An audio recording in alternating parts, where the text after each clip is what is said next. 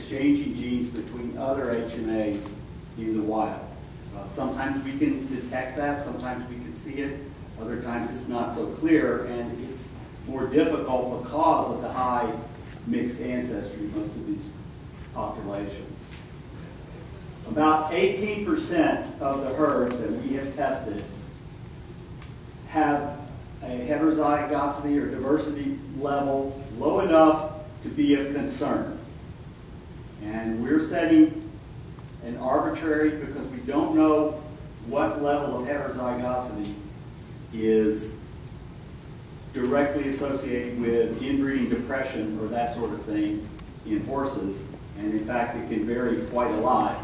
One of the most diverse horse breeds that we have is the quarter horse, and yet there are more known genetic diseases in the quarter horse than any other single breed, and possibly all the other breeds combined.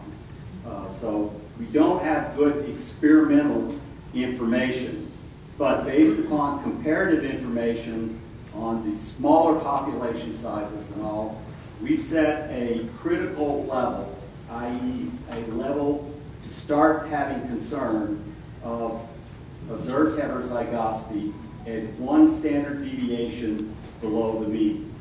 We set it at 1 standard deviation because there are virtually no populations that are 2 standard deviations below. So that was I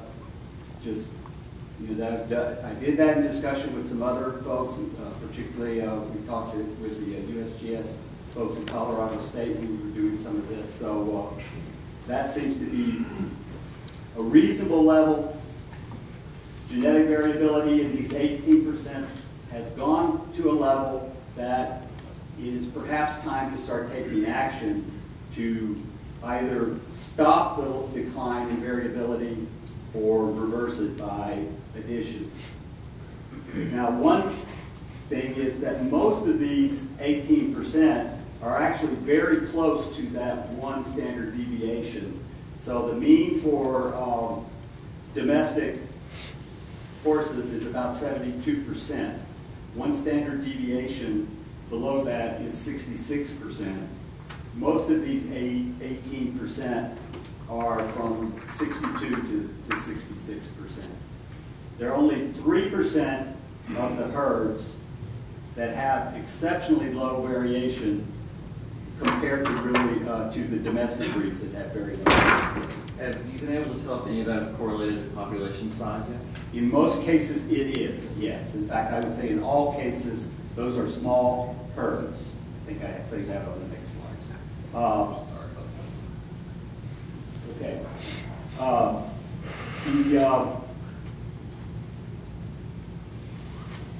Yes, the variation is usually correlated with population size, but not completely.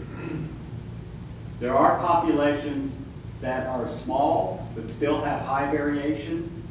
The probable reason for that is they have only very recently become small, or that they had gene exchange that we don't recognize or that is no longer present that had kept the variation high in those populations. Most herds that we have tested more than one time, although they never have identical values in 2 sampling periods because we're not testing the same individuals, we see very little change in variability from 1 sampling period to the next, and it can go in both directions. Some of this is primarily due to not enough time having elapsed between the first sampling period and the second. And maybe we will see changes the next time we see it. Usually the time period between a first sample and a second is 5 to 6 years, and that's really not even a full generation. Figure a horse generation for a feral horse. For a domestic horse, it has been shown to be 10 years. It's been calculated as a generation interval of 10 years for domestic breeds. Feral horses, it's probably less than that, but it might still be 7 or 8 years for a generation interval. So we have long generation times, Therefore, we're going to have slow change taking place. Yes. Have you done the repeat studies before and after gathers? Where horses were removed? On whether we have had a couple of cases where we have gotten samples from both horses that were removed and horses that were returned. They basically are the same set of individuals. Thank you.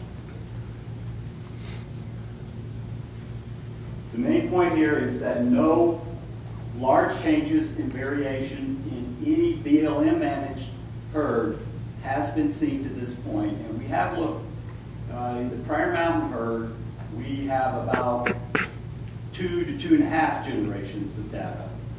And that's still, the variability levels have remained essentially the same in that herd over that about 18 to 20 year time period that we have had chances to look at them. Gus, could I get you to wrap up and summarize in about the next 2 I minutes? think that actually is the last slide. Okay, perfect. Questions?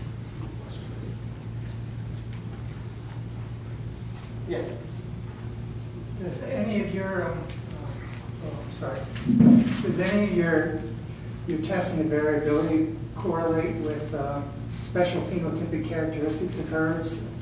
I've heard arguments that some of the herds have primitive characteristics that might suggest that they have special genetic conservation concerns. A little bit. Mostly how that relates is that, and a lot of this is the focused interest of many of the people who have interest in the wild horses, is they're looking for old Spanish blood. And so the Prairie Mountain herd is one of the herd where there is evidence, based upon the comparative genetics, of old East Coast European origin genetics in that herd that probably represents early Spanish settlers' horses getting up into that area at some time 200 years or more ago. However, that herd is not pure, certainly. It's not been isolated in that time. We know historically the BLM introduced horses into that herd because they were concerned that they were inbred based on some misanalysis of a particular protein in a study quite a few years ago. But one comment I would make is that we did examine that herd that Dean mentioned in Utah that had the blindness. It also had some dwarfism in it. And it had the absolute lowest value of variability for any feral herd we had tested up to that point, and I think we've only seen a couple of herds. And one of those we know is only like 9 individuals with lower values since that, but very clearly evidence of inbreeding in that herd.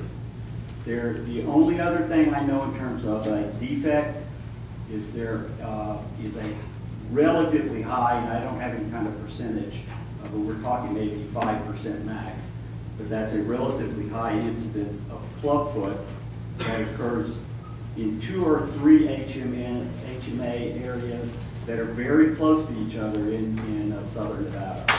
It's the Nellis, and I think that Augusta Mountain one that they have up there, or maybe a different one, but there are some, but we don't see anything associated with that. We do have a marker to check, a gene to check for clubfoot in humans now.